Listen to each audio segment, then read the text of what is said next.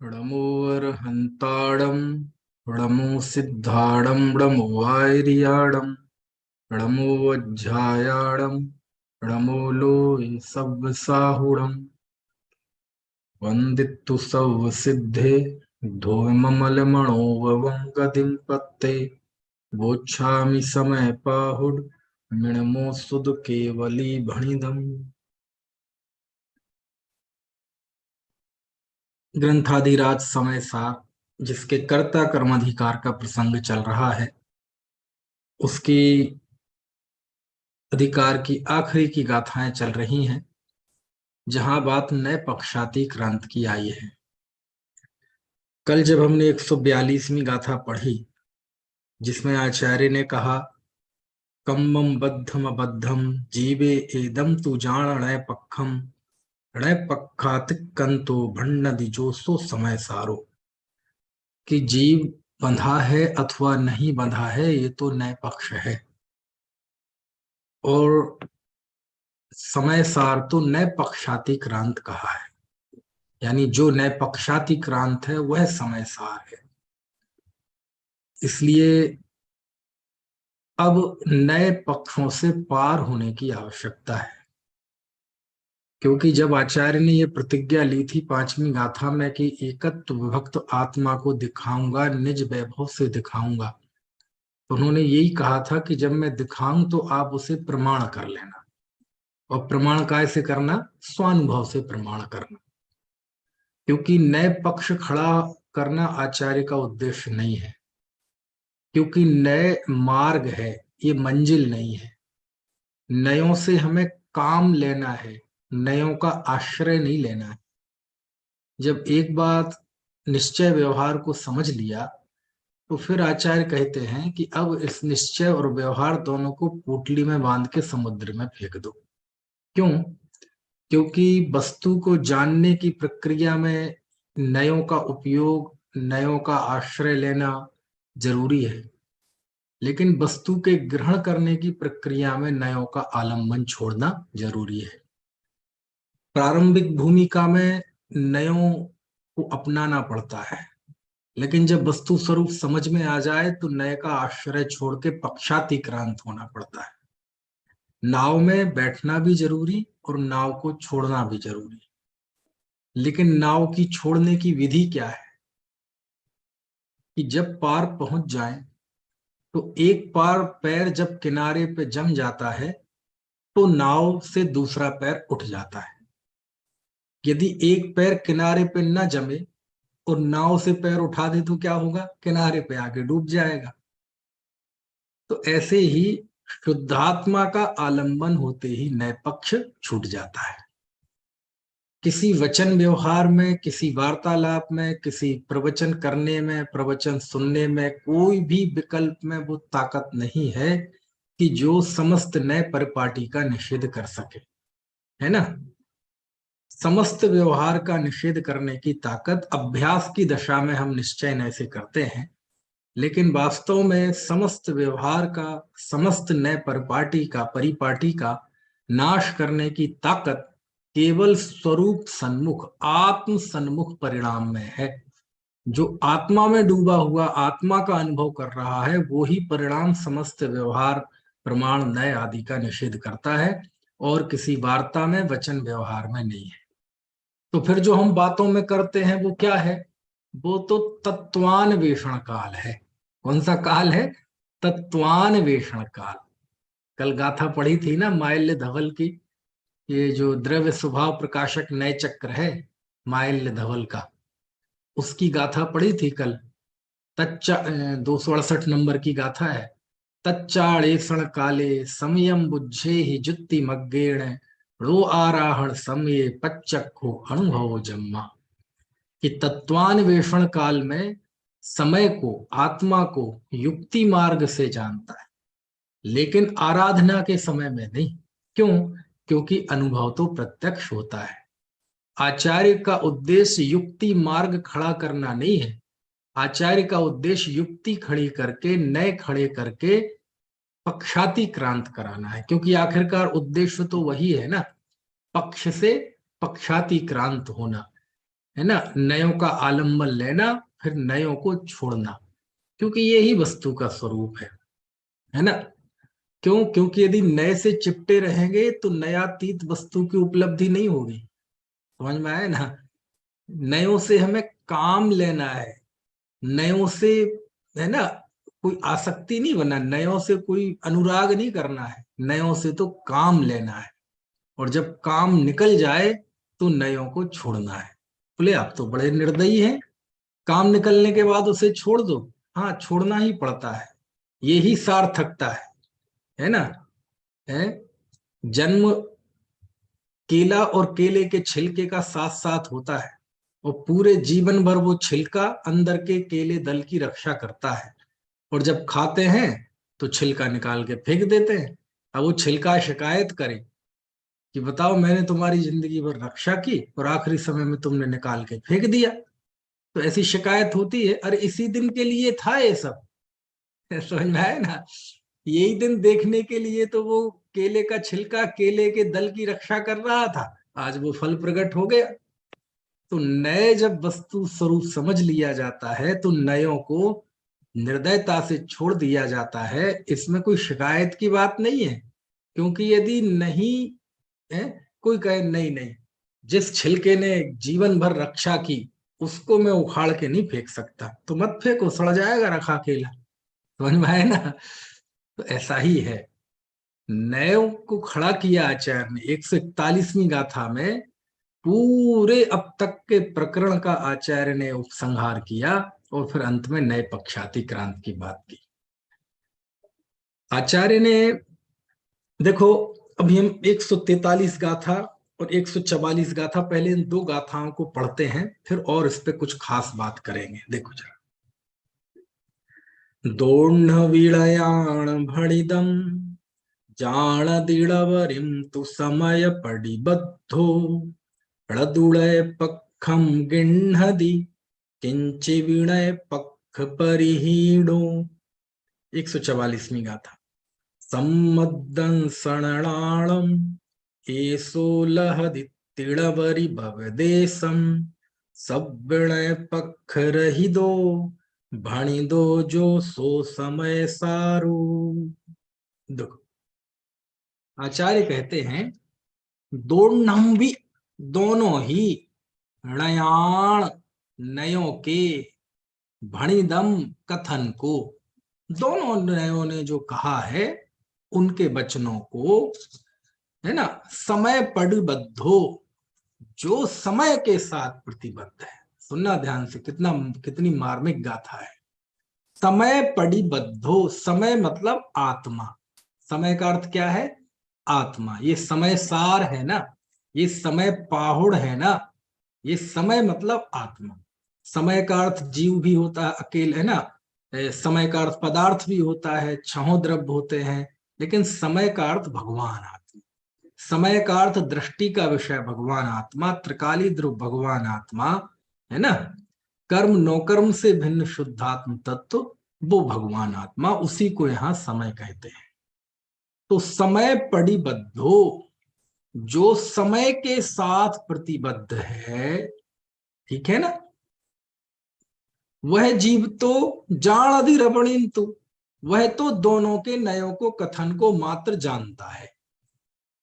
वह णवरिम, ठीक है, णवरिम मतलब मात्र, केवल, ज्यादा नहीं, केवल, है ना।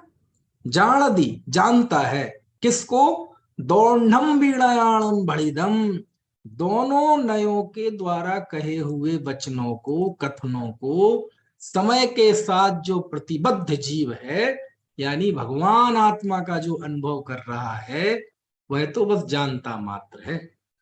लदुड़य पक्षम गृह्णदि, वह नए पक्ष को ग्रहण नहीं करता। लदुड़य पक्षम, नए पक्ष को नहीं करता, गृह्णदि, ग्रहण। समझ में है ना, नए पक्ष को वह ग्रहण नहीं करता। समझ में आए ना। कौन? नए पक्ष परिहीणो किं, जो नए पक्ष से रहित हो गया है, नए पक्ष परिहीणो, नए पक्ष से रहित हुआ है, ऐसा जो समय सार से प्रतिबद्ध जीव है, किंचिवी णदुड़े पक्षम गृह्णति, वह किंचित भी नए पक्ष को ग्रहण नहीं करता। समय पड़ी बद्धो और नए पक्ष परिहीणो, इसे आप एक लाइन में ले लो, क्योंकि वो दोनों एक ही जीव के लिए कहे जा रहे हैं। जो समय के साथ प्रतिबद्ध है ये अस्ति से, और नए पक्ष परिहीणो, वह नए पक्ष से रहित है, ये नास्ति से। तो ऐसा वह जीव दोनों नयों को जानता है, दोनों नयों को किंचित भी पक्ष ग्रहण नहीं करता। यानी वह ज्ञानी धर्मात्मा स्वरूप संवेदन वाला जीव तो दोनों नयों से पार होता है, दोनों नयों के पक्ष को ग्रहण नहीं करता। ठीक है, तो क्या अर्थ हुआ कि दोनों नयों के कथन को केवल जानता है और ऐसा आत्म स्वभाव का अनुभव करता हुआ और समस्त नए पक्षों से रहित हुआ किसी भी नए के पक्ष को किंचित भी ग्रहण नहीं करता। सीधी बात है कि जो जीव आत्मा का संवेदन कर रहा है, अनुभव कर रहा है, वह जीव दोनों नयों के पक्ष को ग्रहण नहीं करता, न निश्चय के न व्यवहार के। क्यों? दोनों विकल्प है ना, दोनों में ऊहापोह चालू है ना, दोनों में निर्विकल्प स्वसंवेदन तो नहीं है ना। समझ में आया? बोले ये अजीब स्थिति है, पहले व्यवहार खड़ा हुआ, व्यवहार का निश्चय ने निषेध कर दिया और फिर आपने निश्चय का भी निषेध कर दिया। बोले हाँ ऐसा ही है, विकल्प की दृष्टि से तो निश्चय और व्यवहार दोनों बराबर ही हैं, दोनों में कोई फर्क नहीं है। निश्चय और व्यवहार अपने विषय की दृष्टि से उनमें बिल्कुल 36 का आंकड़ा है, लेकिन बात केवल विकल्प की कही जाए तो विकल्प की दृष्टि से तो चाहे निश्चय नय का विकल्प हो, चाहे व्यवहार नय का विकल्प हो, चाहे प्रमाण का विकल्प हो, सारे विकल्प आत्मानुभूति में सुमेरु पर्वत जैसे बाधा है। समझ में आए ना? एक स्थिति तक, एक बिंदु तक ये बहुत फायदे की चीज है। जिस जीव ने आत्मा की चर्चा सुनी नहीं, परिचय नहीं किया, अनुभव नहीं किया, केवल काम भोग बंद की चर्चा सुनी, परिचय किया, अनुभव किया, ऐसे जीव को जब आचार्य कहते हैं कि मैं तुम्हें एकत्व विभक्त भगवान आत्मा दिखाऊंगा, तो उस आत्मा को समझाने के लिए वो निश्चय व्यवहार सारे नयों का प्रयोग करते हैं। लेकिन अब यहां आकर कह रहे हैं कि हो गई बात, खूब कर लिया निश्चय व्यवहार, लेकिन जो आत्मा का संवेदन करने वाला जीव है वह तो दोनों नयों में से किसी के भी पक्ष को ग्रहण नहीं करता। तो सीधे नए पक्षातिक्रांत की बात कर देते ना, नहीं सीधे नहीं कर सकते। क्यों? पहले नए खड़े होते हैं, फिर उनका निषेध होता है। तो बोले जब वो निषेध करना ही है तो नयों का उपयोग ही क्यों करना? समझ में है ना? नए पक्षातिक्रांत होने के लिए पहले नयों का होना जरूरी है। हम तो बिना नए के सीधे हो जाएंगे, कर लो, हो जाओ। मदन जी, शादी में कितने फेरे होते हैं? जैसे किसी की शादी होती है तो कितने फेरे होते हैं? 7। अच्छा, 6 फेरे तक बात बिगड़ जाए तो 6 फेरे तक भी बात बिगड़ जाए तो अभी दोनों ही कुंवारे हैं, दोनों की शादी नहीं है ना? और आपने देखा होगा 6वें फेरे के बाद दोनों को बिठा लेते हैं पंडित जी, 6 फेरे पड़े, क्योंकि 6 फेरे तक तो लड़की आगे होती है, लड़का पीछे। हो सकता है जगह जगह कुछ बदलाव भी हो, फिर 7वें फेरे में लड़का आगे होता है। तो 6 फेरे चलते हैं लगातार बिना रुके, लेकिन 7वां चूंकि फाइनल है तो उसके पहले उन दोनों को बिठाते हैं, बराबर 7 वचन लिए जाते हैं। होता है ऐसा, रागनी ऐसा ही होता है? फिर उसके बाद फिर वो वचन के बाद फिर पूछते हैं तो अब ठीक है, अब तुम्हें मंजूर है? क्योंकि अभी तक तो समझ लो ये 6 फेरे तक कुछ नहीं, दोनों के अभी अविवाहित हैं, अनमैरिड हैं, कुंवारे। लेकिन यदि ये 7वां फेरा पड़ गया तो फिर कुछ नहीं हो सकता। अभी भी कुछ नहीं बिगड़ा है, अभी भी कुछ नहीं बिगड़ा है, अभी भी बता दो यदि नहीं पसंद नहीं है और नहीं करना है शादी, तो नहीं तो बिगड़ तो रहा ही है फिर समझ में आया ना? है? लेकिन उस समय तो व्यक्ति की आंखों पे ऐसा पर्दा पड़ा रहता है ना? तो तब जाके फिर 7वां फेरा पड़ता है और फिर शादी हो जाती है ना? अब कोई कहे कि साहब समय की बचत करो, जब 7वें फेरे से ही शादी होनी है तो सीधा 7वां ही फेरा पाड़ लो ना, ये 6 फेरे की कसरत क्यों कराते हैं? बोले भैया छठवां पढ़ता है तो वही सातवां पढ़ेगा, और इस छठवें के बिना वो सातवां पढ़ेगा तो वो सातवां नहीं होगा, वो पहला होगा। है ना? ऐसे ही कोई सोचे हम नयों के बिना ही नए पक्षातिक्रांत हो जाएंगे। शेर को कहाँ आता था नए चक्र, हाथी को कहाँ आते हैं निश्चय व्यवहार। तो हाँ, शेर बन जाओ, हाथी बन जाओ, तो कर लेना ऐसा। समझ में आया ना? लेकिन हमने इस जन्म में, है ना, अनादिकाल से इतनी असत कल्पनाएं कर रखी हैं, इतनी झूठी कल्पनाएं कर रखी हैं शरीर के विषय में, आत्मा के विषय में, है ना, परमात्मा के विषय में, सुख दुख के कारणों के विषय में, इतनी दुर्कल्पनाएं, असत कल्पनाएं कर रखी हैं कि जब तक नयों का सम्यक परिज्ञान ना हो तब तक उन असत कल्पनाओं से निजात नहीं मिलती। इसलिए नयों का ज्ञान जरूरी है। लेकिन एक बार नए साधन है, वो साध्य नहीं है, वो उपाय हैं, वो उपेय नहीं है। समझ में है ना? उपेय तो भगवान आत्मा की निर्विकल्प अनुभूति है, उसमें तो ये नए पक्ष बाधक ही बनता है। समझ में आया ना? यही कारण है कि आचार्य यहां आके नए पक्षातिक्रांत की बात करते हैं। समझ में आया? देखो ऐसा है, आपको पता है कुंद देव के 3 आगमों की शैली मैंने देखी, समयसार, प्रवचनसार और पंचास्तिकाय। एक स्थल ऐसा आता है कि वहां आकर ऐसा लगता है कि जैसे आचार्य ने समयसार मतलब ग्रंथ पूरा कर दिया। देखो, आप प्रवचन सार में जाएंगे तो 200वीं गाथा तक आते आते प्रवचन सार पूरा हो गया। आचार्य ने मंगलाचरण में कहा था कि मैं साम्य भाव को प्राप्त होता हूं, है ना, और फिर उपसंपयामी सम्मम। और 200वीं गाथा में उन्होंने वंदना करके कहा अब तो मैं साम्य भाव को प्राप्त हो रहा हूं। वंदना कर ली, सिद्धों की स्मरण कर लिया, भगवान का स्मरण कर लिया, पूरा हो गया। समझ में आया ना? लेकिन 201वीं गाथा से फिर उठते हैं, फिर मन होता है और फिर आगे 75 गाथा और लिख जाते हैं। समझ में है? यानी 200 गाथा तक बिल्कुल ग्रंथ समापन सा कर दिया उन्होंने, लेकिन 201वीं गाथा से फिर से एक नया विषय शुरू हुआ, जिसको कहते हैं चरणान योग सूचक चूलिका, जिसमें मुनि धर्म का वर्णन। समझ में आया ना? और बाकायदा एक पंक्ति में तो मंगलाचरण जैसा भी करते हैं, एवं पणमीय सिद्धे जड़बर बस है पुणो पुणो समणे। समझ में आया ना?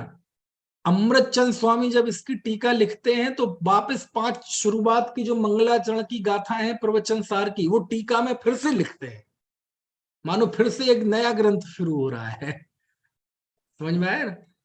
और वहां लिखते हैं अमृतचंद स्वामी, अथ परेशान चरणान योग सूचक चोलिका। अब ये चरणान योग सूचक चोलिका मतलब आगे की 75 गाथाएं पर के लिए लिख रहे हैं आचार्य। यानी अब आचार्य दूसरों के लिए चरणान योग सूचक चोलिका लिख रहे हैं। इसका मतलब 200 गाथाएं किसके लिए लिखी थी? अपने लिए लिखी।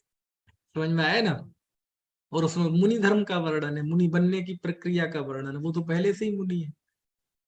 ऐसे ही पंचास्तिकाय में जाएंगे तो 103 या 104 ऐसे, वहां गाथा आते आते तक ग्रंथ पूरा हो गया। उन्होंने पंचास्तिकाय ग्रंथ का नाम ही ये 5 अस्तिकाओं का कथन कर दिया और कह दिया इस तरह अब जो प्रवचन के सार इसको पढ़ेगा उसका कल्याण हो, माने ग्रंथ समापन कर दिया। लेकिन उसको उनका फिर मन बना और आगे लगभग, है ना, 68 गाथाएं लगभग फिर लिख गए, 70 गाथाएं। बिल्कुल ऐसा ही समय सार है ये जो 3। यदि मान लो इतना जो समय सार है, यदि 144 गाथा तक ही ये समय सार होता ना, तो ये भी अपने आप में कोई अधूरा नहीं था। और यहां आकर देखो बिल्कुल ऐसा लग रहा है आचार्य ने समय सार पूरा कर दिया। क्यों कर दिया?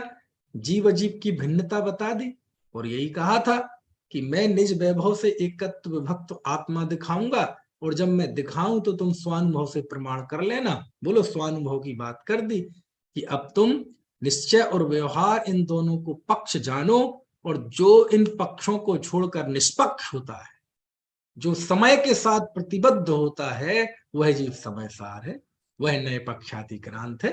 अब इसके आगे कहने को कुछ बचता ही नहीं है। क्यों?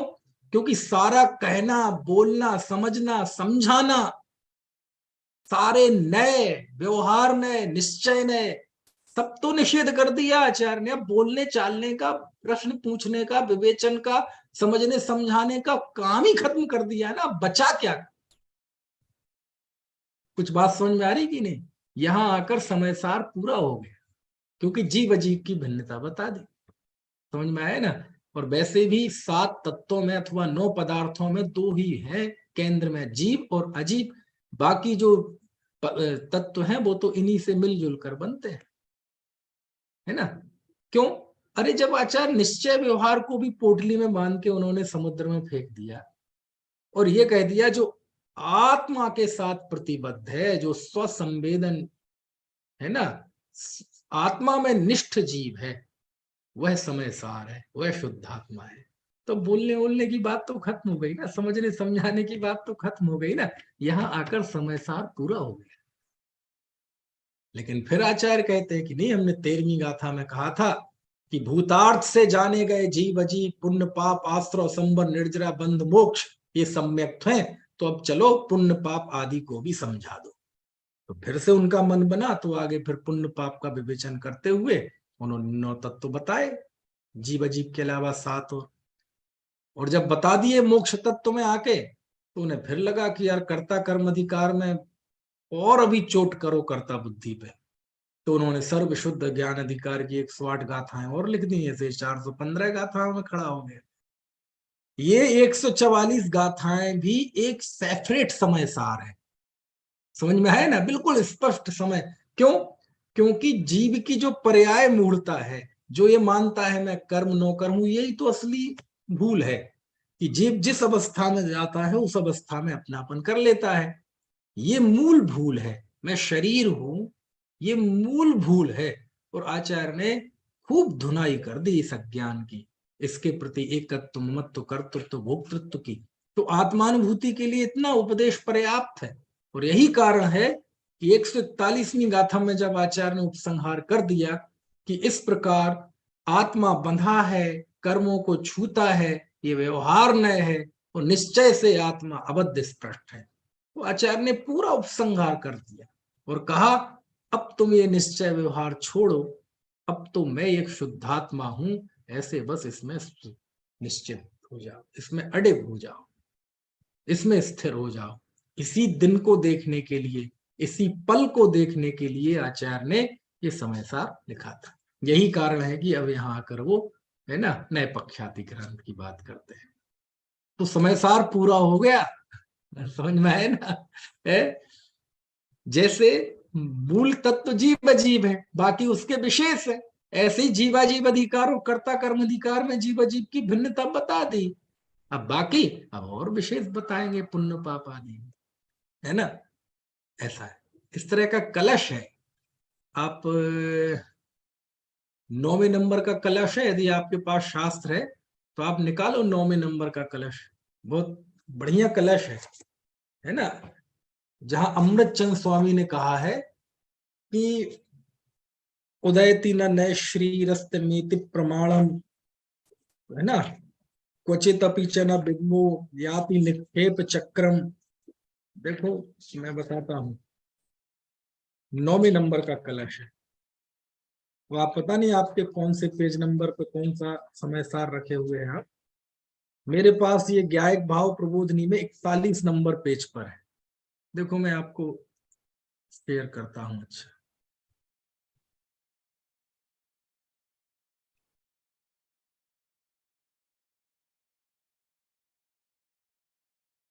देखो मैंने शेयर किया है और उम्मीद है आपको दिख गया होगा।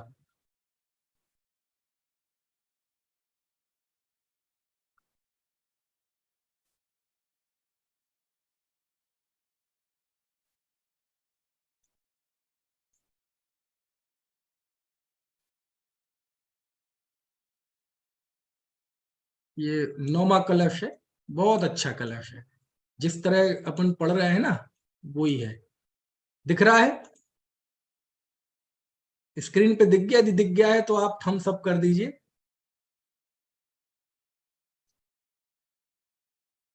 शेयर हो रहा है? हाँ चलिए, देखो ये है ना। और ये आया है शुरुआत में 13वीं गाथा के बाद आया है, जो गाथा भी मैंने बोली थी ना, जिसका भाव भूदत्थेड़ा बिगदा जीवा जीवा या पूर्ण पावम चा आसो संबर निज्जर बंधो मोक्षो या सम्मतम, वहां की गाथा के बाद ही आया और बहुत अच्छा है। देखो पढ़ते हैं जरा। उदयति ननय श्रीरस्तमिति प्रमाणम क्वचिदपि विद्मो याति निक्षेप चक्रम किम परम विदग्धो धाम्नि सर्वंकषेऽस्मिन् अनुभवमुपयाते भाति नाद्वैतमेव। देखो क्या लिखते हैं, हिंदी अनुवाद पढ़ना है इसका, देखो वो भी देख लीजिए, नीचे ही है। निक्षेपों के चक्र विलय नए नहीं जन्मते, अर प्रमाण के अर प्रमाण के भाव अस्त हो जाते भाई, अधिक कहें क्या द्वैत भाव भी भासित ना हो, शुद्ध आत्मा का अनुभव होने पर भाई। देखो क्या लिखते हैं इसमें, गाथाओं में जिस निर्विकल्प आत्मानुभूति की वर्णन आचार्य ने अभी किया, जो गाथाएं अपन ने पढ़ी, बिल्कुल वैसी ही चर्चा आचार्य ने अमृत चंद स्वामी ने इस 13वें कलश में की है। भगवान आत्मा के अद्वैत अनुभव का, यानी शुद्धात्मानुभूति का वर्णन चल रहा है। और जब शुद्धात्मा की अनुभूति होती है तो यह आत्मा आत्मा से ऐसा तन्मय हो जाता है कि कहीं दोपना भाषित ही नहीं होता। आत्मा का परिणाम आत्मा में ऐसा तन्मय हो गया, ज्ञान की पर्याय ज्ञायक के साथ ऐसी एक में एक हो गई कि वो भूल गई कि मैं पर्याय हूं, वो यही अनुभव करने लगी कि मैं भगवान आत्मा। समझ में आया ना। ऐसा जब आत्मानुभूति का सूर्य उदित होता है तो उसका वर्णन इस 9वें कलश में किया है। और क्या वर्णन किया, तो देखो लिखा, संस्कृत से देखते हैं, मजा आएगा। देखो लिखा, उदयति न नैश्रीरस्त मेति प्रमाणम। क्या मतलब हुआ, नैश्री ही ना उदयति, है ना। अस्मिन सर्वंकषे धामनि अनुभवम उपयाते, यानी जब चैतन्य चमत्कार मात पेद तेज पुंज भगवान आत्मा अनुभव में आता है तो उसमें क्या होता है, नय श्री न उदयति। नय श्री मतलब होता है लक्ष्मी, नय रूपी लक्ष्मी उदय नहीं होती। समझ में आया ना।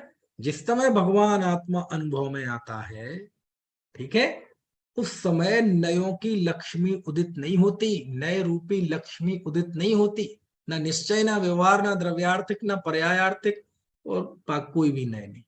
और प्रमाणम अस्तम एति, तो प्रमाण अस्त हो जाता है, नयों की लक्ष्मी उदित नहीं होती, प्रमाण अस्त हो जाता है। और क्वचित बीचना विद्मो याति निक्षेप चक्रम, और जो निक्षेप चक्र है वो कहां चला जाता है तो हमें पता ही नहीं। समझ में आया ना। ये निक्षेप चक्र कहां चला जाता है हमें नहीं पता, हम नहीं जानते। किम अपरम अभिदध्मा द्वैतम एव न भाति, अरे अधिक क्या कहें, द्वैत भाषित ही नहीं होता। क्या अर्थ हुआ, समझ गए आप। है बोले क्या कहें, ठीक है। क्या लिखा कि जब आत्मा का अनुभव होता है तो नए की लक्ष्मी उदित नहीं होती, प्रमाण अस्त हो जाता है, निक्षेप तो कहां चले जाते हैं हमें पता ही नहीं, और अधिक क्या कहें, दोपना भाषित ही नहीं होता। समझ में है ना। ऐसा ये आत्मानुभूति का वर्णन है इस 9वें कलश में, ठीक है। यही बात वहां अपन ने पढ़ी 143-42 गाथा में, कि निश्चय नए व्यवहार नए, ये नए पक्ष हैं, भगवान आत्मा तो नए पक्षातिक्रांत है, और जो समय के साथ प्रतिबद्ध है, यानी जो आत्मा का अनुभव कर रहा है, उस अनुभव करने वाला जीव किसी नए का पक्ष ग्रहण नहीं करता। समझ में आया ना, ये बात चल रही है ना। ठीक है, हिंदी पढ़ना एक बार इसकी। अच्छा है, फिर से पढ़ लो जरा हिंदी। पद्यानुवाद भी बड़ा अच्छा है, बहुत मीठा है। निक्षेपों के चक्र विलय नए नहीं जन्मते, हर प्रमाण के भाव अस्त हो जाते भाई। अधिक कहें क्या द्वैत भाव भी भासित ना हो, शुद्ध आत्मा का अनुभव होने पर भाई। ठीक है। बहुत अच्छा है। एक बात देखो, इसमें थोड़ी गौर करने की है।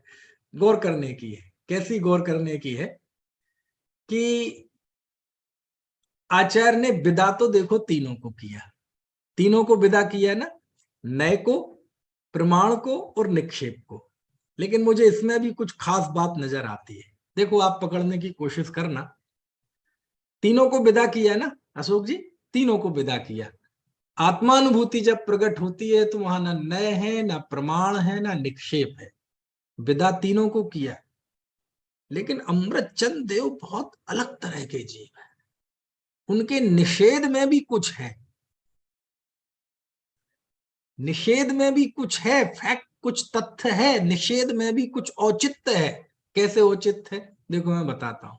उन्होंने जो उपमाएं दी हैं, जो रूपक दिया है, वो रूपक बड़ा सोच समझ के दिया है। कैसे, देखो, जैसे नए के लिए कहा उन्होंने उदयति न नय श्री, नयों की लक्ष्मी उदित नहीं होती, नए रूपी लक्ष्मी। नए को रूपक दिया उन्होंने लक्ष्मी का। लक्ष्मी का क्यों दिया, देखो विदा सबको किया, लेकिन तीनों की हैसियत अलग अलग। नए लक्ष्मी है। लक्ष्मी कैसी होती है, चंचल होती है, होती कि नहीं है। आप बाजार से एटीएम से 20,000 रुपए निकलवा के लाए, एक दो दिन में वो पैसे कहीं और होंगे। आप सब्जी वालों को देंगे, सब्जी वाला दूसरी जगह देगा, आप कहीं बिजली कहीं भी देंगे, वो दूसरा देगा। लक्ष्मी चंचल होती है, एक जगह नहीं रहती, एक घर में नहीं रहती, एक हाथ में नहीं रहती, आज यहाँ है कल वहां है, वो चंचल होती है। तो नए जो होते हैं ना, नए चंचल होते हैं। कभी निश्चय, कभी व्यवहार, कभी अशुद्ध नय, कभी एक देश शुद्ध नय, कभी असद्भूत, कभी सद्भूत। इतनी तेजी से नयों की अपेक्षा बदलती है।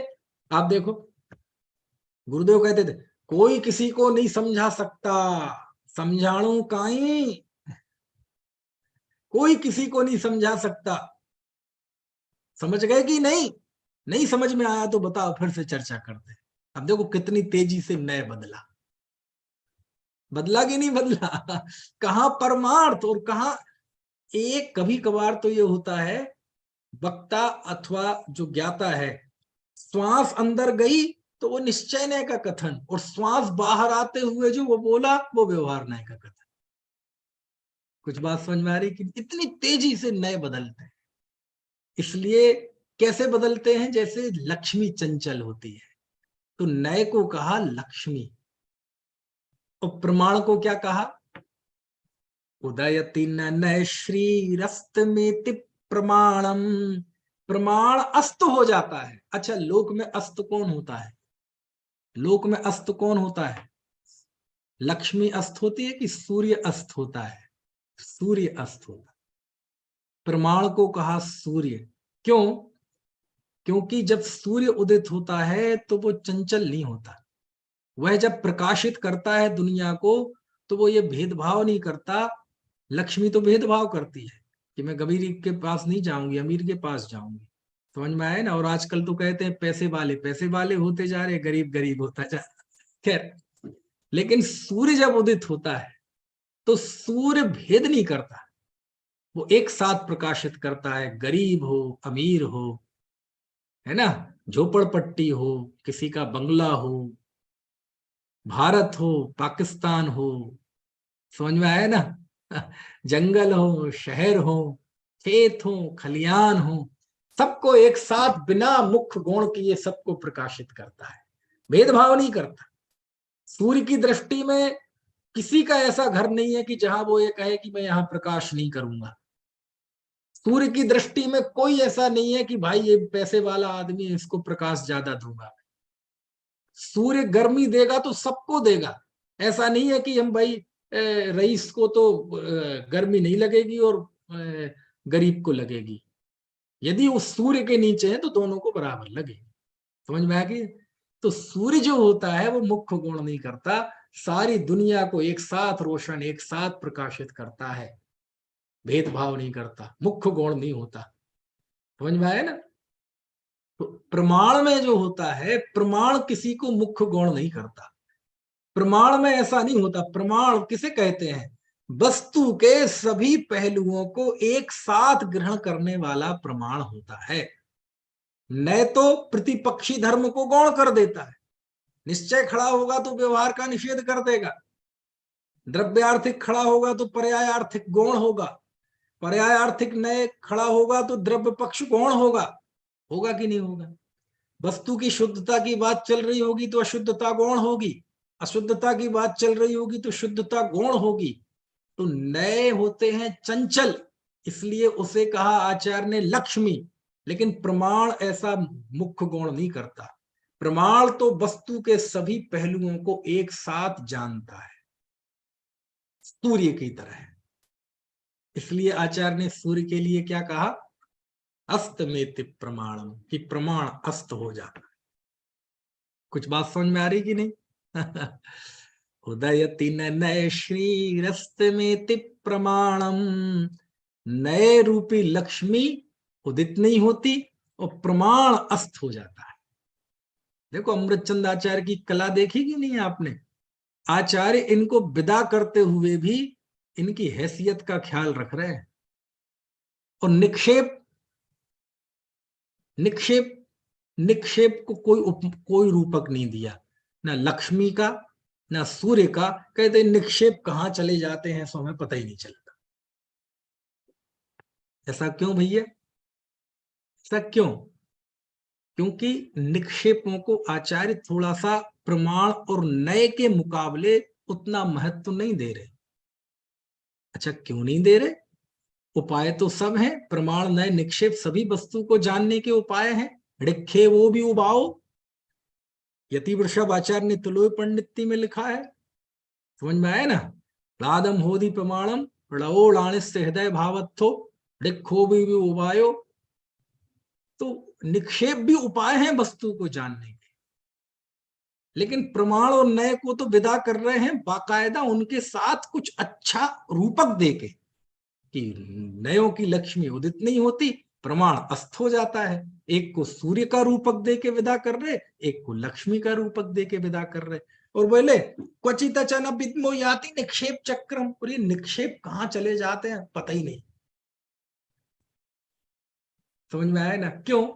देखो इसके भीतर बहुत बहुत अद्भुत कारण है, बस आप समझ जाएं तो मजा आ जाएगा, है ना? मैं इसे गौण भी कर सकता था लेकिन बता देता हूं किस तरह आप उसको लेगे। देखो जो बंद कथा की बात है ना, बंद कथा, कि जीव ने काम भोग बंद की कथा बहुत सुनी, परिचय किया, अनुभव किया। बंद कथा में आते हैं प्रकृति बंद, प्रदेश बंद, स्थिति बंद, अनुभाग बंद, नर नारक आदि पर्याय। जितनी भी सिद्धांत की चर्चा है, कर्म सिद्धांत की चर्चा, वो सारी चर्चा उसके अंतर्गत आती है। और पता है षटखंडागम आदि जो सिद्धांत ग्रंथ है उसमें निक्षेप की शैली में सारा कथन है। कौन सी शैली में? निक्षेप की शैली में। नहीं आई समझ में बात? प्रमाण और नय ये तो न्याय की शैली है, और करणान योग की सिद्धांत की शैली निक्षेप की शैली है। प्रमाण और नय को तो मिला के कहते हैं युक्ति। और आचार्य ने कहा ही है कि तत्वान्वेषण काल में आत्मा को युक्ति से जाने, युक्ति के मार्ग से जाने, प्रमाण और नय से जाने। तत्वार्थ सूत्र में देखो आप, प्रमाण और नय को अलग हैसियत के साथ पहले लिया है कि जीवादि तत्वों को जानने के उपाय क्या है, तो कहा प्रमाण नय रदि। प्रमाण और नय के द्वारा वस्तु को जानो ये उपाय है। उसके बाद नाम स्थापना द्रव्य भाव तस्तन्यासा, ये पहले भी है कि इनके द्वारा उनका लोक व्यवहार होता है। कहने का आशय ये है, उपाय के रूप में आचार्य ने प्रमाण और नय लिए। समझ में आया ना। और सिद्धांत में किसकी तरफ से बात है, निक्षेपों की तरफ से बात है। और सिद्धांतिक चर्चा को तो आचार्य कह रहे, वो तो बंद की कथा है, वो तो तुमने बहुत सुनी है, परिचय किया है, अनुभव किया है। इसलिए प्रमाण और नय को विदा करते हुए तो आचार्य थोड़ी उनको थैंक्स दे के विदा कर रहे हैं, लेकिन निक्षेप इनका तो पता ही नहीं, बोले कहां चले जा। क्यों? आचार्य को सबसे ज्यादा यदि जूझना पड़ा, सुनना ध्यान से, शब्दों को मत पकड़ना भाई, भाव को पकड़ना। कुंद देव को भगवान आत्मा दिखाने के लिए सबसे ज्यादा यदि जूझना पड़ा तो किससे जूझना पड़ा? आत्मा बंधा है, आत्मा बंध का करता है, आत्मा गुणस्थान आदि का करता है। ये जो व्यवहार ने की सारी प्रूपणा है सिद्धांत ग्रंथों में, उनके सामने सबसे बड़ा प्रश्न तो ये था कि इससे कैसे पार पाए। कि जब मैं बताऊंगा कि भगवान आत्मा गुणस्थान से भिन्न है, गुणस्थान पुद्गल की पर्याय है, जीव कर्म नो कर्म का करता नहीं है, तो सारे लोग मेरे सामने खड़े हो जाएंगे प्रश्न चिन्ह लेके। शास्त्रों में कर्म का कर्ता लिखा है, सब एक साथ खड़े हो जाएंगे। और खड़े होने वाले कोई जैनेतर नहीं होंगे, जैन होंगे। जैन में भी कोई नामधारी जैन नहीं, सब बढ़िया वाले जैन, शास्त्र पढ़ने वाले, त्यागी, वृत्ति, पंडित, विद्वान, ये सब सामने प्रश्न चिन्ह लेके खड़े हो जाएंगे। सर हम अब भी पढ़ के आ रहे हैं षटखंडागम में कि जीव चौथे गुण स्थान में 41 प्रकृतियों का संवर करता है, 4 कर्म की 63 प्रकृतियों का नाश अनंत भगवान करते हैं, 8 कर्म का नाश। आप कह रहे कर्म का करता नहीं। तो सबसे ज्यादा बंध प्रूपणा बहुत बड़ी बाधा थी कुंद देव के सामने। क्यों? जिन्होंने बंध प्रूपणा लिखी है उन्होंने तो पर्याय का ज्ञान कराया है, उनसे कोई विरोध नहीं था। लेकिन अज्ञानी जब वो पढ़ता है तो अज्ञानी अपनी पर्याय मूर्ता के पोषण के लिए, अपनी पर्याय मूर्ता के बचाव के लिए, अपनी बहरात्म दशा के संरक्षण के लिए, संवर्धन के लिए, वह मैं शरीर हूं इससे निकलना नहीं चाहता। इस मान्यता से मैं पंचेंद्रिय हूं, मैं मनुष्य हूं, मैं त्र्यंच हूं, इस अज्ञान से बाहर नहीं आना चाहता। और उसके पोषण के लिए उन सिद्धांतों का उपयोग करता है कि देखो शास्त्र में लिखा है ना कि मैं मनुष्य हूं, पंचेंद्रिय हूं, तो मैं मानता हूं। समझ में आ रही बात की नहीं? और उस सिद्धांत में निक्षेप शैली का प्रयोग है। कौन सी शैली का? निक्षेप शैली का। पढ़ना षटखंडागम, वहां निक्षेप शैली में सारी बात है। आपने तत्वार्थ सूत्र में तो 4 पढ़े होंगे, वहां तो 6 निक्षेप है। नाम स्थापना द्रव्य क्षेत्र काल भाव, 6 निक्षेप है। और सारी बात निक्षेप शैली में की है। समझ में आया ना? इसलिए अमृत चंद देव कहते हैं प्रमाण और नय ने तो साधन के रूप में बताने का काम किया था भगवान आत्मा को। निक्षेप ये तो सिद्धांत कर्म आदि का संबंध को कथन करते हैं। ये कहां चले जाते हैं उसमें पता ही नहीं। देखो निषेध में कुछ ना कुछ है। ये अमृत चंदाचार्य की कला है कि वो वर्णन कर रहे हैं भगवान आत्मा के निर्विकल्प स्वसंवेदन का, कि जब भगवान आत्मा का अनुभव होता है तो द्वैत भाषित ही नहीं होता। वहां नयों की लक्ष्मी उदित नहीं होती, नयों को विदा किया, प्रमाणस्थ हो जाता है, प्रमाण को विदा किया। और निक्षेप कहां चले जाते हैं सब पता ही नहीं चलता। निक्षेप को विदा किया, विदा तीनों को किया, लेकिन तीनियों को हैसियत के साथ विदा किया। नय को लक्ष्मी क्यों कहा? क्योंकि लक्ष्मी चंचला होती है, कभी निश्चय, कभी व्यवहार, कभी वियोग। प्रमाण को अस्त क्यों कहा? क्योंकि प्रमाण सूर्य की तरह बिना मुख्य गुण किए एक साथ सारी दुनिया को प्रकाशित करता है, इसलिए उसे सूर्य कहा। और निक्षेप पता नहीं कहां चले गए। समझ में आया ना? देखो आपके घर में मान ली बेटी की शादी हो, शादी के बाद आप बेटी को विदा करते हैं, तो विदा तो करते ही है। मान लीजिए 100 बाराती आए, ठीक है, हालांकि आजकल वैसी बारातें नहीं आती, बस लेके जाते हैं वो सारा। पुराने जमाने तो बैलगाड़ियों से जाते थे, 3 3 4 4 दिन लगते थे, है ना। तो मान लीजिए बाराती आए, 100 बाराती आए, है ना। अब 100 बारातियों में कौन कौन है? दूल्हा भी है, दूल्हा के माँ बाप भी हैं। माताएं तो नहीं जाती थी पहले बारात में, पिता ही जाते थे, महिला वर्ग नहीं जाता था, है ना, ताकि ढंग से शादी हो जाए।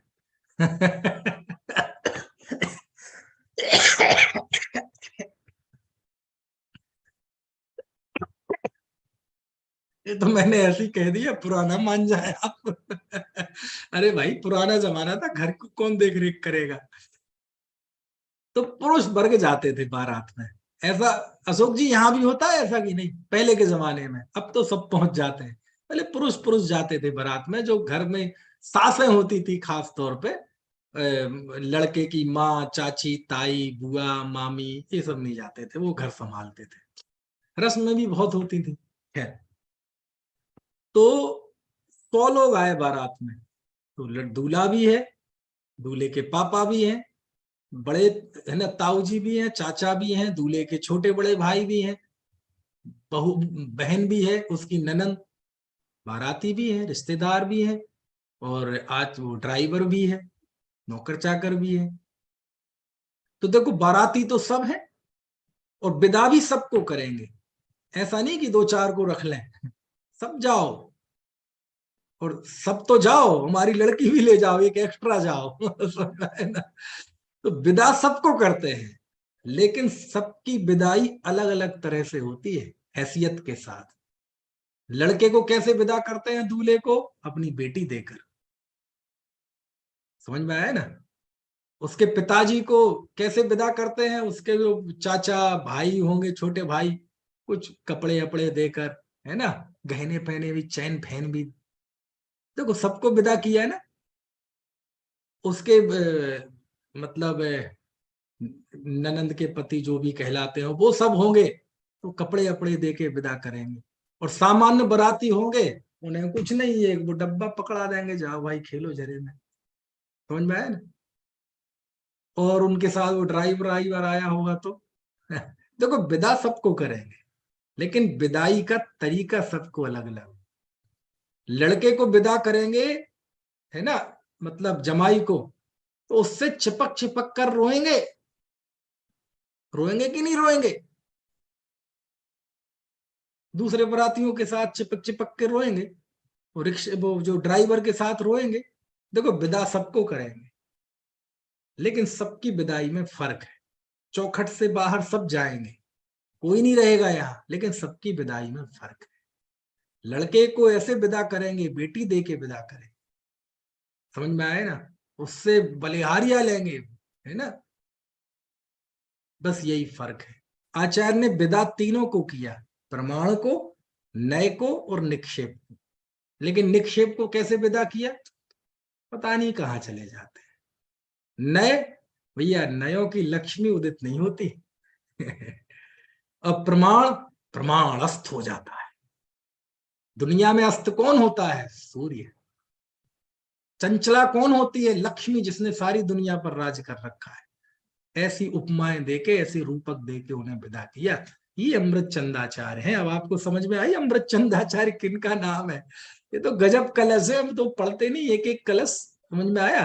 और हो सकता है जब ये क्रम आया होगा तो ये कलश पड़ा हो, और उस समय ये बात आई हो तो बताई भी हो, है ना। तो ये जो बात 9वें कलश में आई, है ना, एक बार हिंदी और पढ़ लें फिर से। मन कर रहा है एक बार और पढ़ लें इसको, है ना। देखो अब मैं देख रहा हूं, लेकिन वो शेयर हो जाएगा कि नहीं? हाँ हो जाएगा।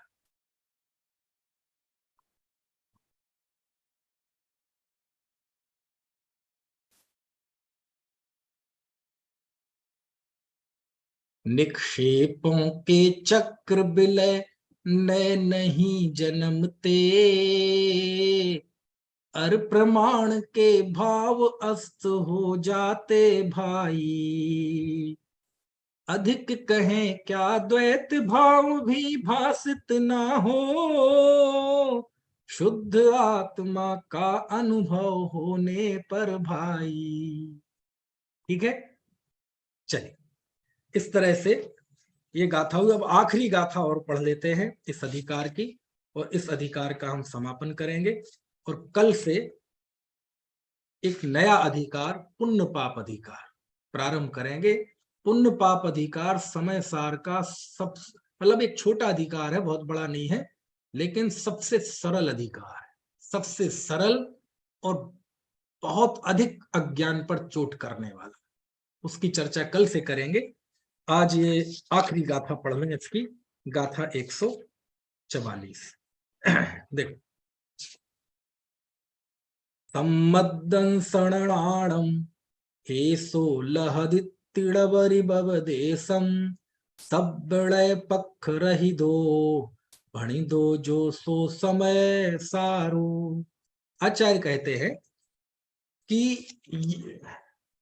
सब्बड़य पख रही दो, जो समस्त नए पक्ष से रहित है, सब नए पक्ष रही दो, जो सर्व नए पक्ष से रहित है, जो भणी दो कहा गया है, सो समय सारो वह समय सार है। ऐसो वह समय सार, ळबरी केवल सम्मद्दंसणाणम सम्यक दर्शन ज्ञान ति इस बवदेशम लहदी, इस संज्ञा को प्राप्त करता है। क्या मतलब हुआ कि नए पक्ष से रहित जो समय सार है वही सम्यक दर्शन ज्ञान कहलाता है। समझ में आए ना? यानी भगवान आत्मा और भगवान आत्मा का प्रत्यक्ष स्वसंवेदन करने वाली श्रद्धा ज्ञान, वो ही सम्यक दर्शन ज्ञान है। नए पक्ष ये हमारा उद्देश्य नहीं है। ठीक है, जो समस्त नए पक्ष से रहित कहा गया है वह समय सार है। यह समय सार ही केवल सम्यक दर्शन ज्ञान इस संज्ञा को पाता है। ठीक है, यानी समय सार सम्यक दर्शन ज्ञान है, इसके अलावा सम्यक दर्शन ज्ञान कोई नए पक्ष नहीं है। वो साधन के रूप में है लेकिन साध्य नहीं है। इस तरह यहां आकर आचार्य ने नए पक्ष से अतिक्रांत भगवान आत्मा बताया और सभी को नए पक्षातिक्रांत होने का ये मांगलिक उपदेश दिया है। इस तरह यह अधिकार पूरा हुआ। इसके कलश अरे रे, नहीं नहीं नहीं भैया, कलश पढ़ेंगे अभी। इस गाथा के बाद जो कलश आए हैं, अभी मैंने आपको कहा था ना कल पुण्य पाप अधिकार शुरू करेंगे, लेकिन नहीं नहीं नहीं, इस गाथा के बाद जो कलश आए हैं ना, अरे ऐसे कलश, ऐसे कलश, अशोक जी रोंगटे खड़े हो जाएंगे अमृत चंद आचार्य के कलश पढ़ के। ऐसे जबरदस्त कलश, कीर्तन करने लायक कलश, जैसे कीर्तन करते हैं ना लोग, ऐसे कीर्तन करने लायक कलश आए हैं आगे। मतलब कर्ता बुद्धि पे ऐसी चोट की है आचार्य अमृत चंद स्वामी ने आगे के कुछ कलशों में। अभी हम पढ़ेंगे, अभी पुण्य पाप अधिकार पे नहीं जाएंगे, है ना, लेकिन कल पढ़ेंगे। ठीक है, अभी समय हो गया, चलो।